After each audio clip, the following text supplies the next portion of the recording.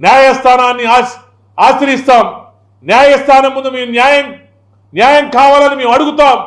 తప్పకుండా గుంటూరు నగర ప్రజలకు సంబంధించినటువంటి 9,24,00,000 రూపాయల నిధులు తిరిగి మరలా గుంటూరు నగరపాలక సంస్థ ఖాతాలో జమ చేయించే విధంగా మా శక్తి వంచన లేకుండా మేము కృషి చేస్తామని చెబుతూ ఈ పోరాటం ఇంతటితో ఆగదు. కమిషనర్ గారు,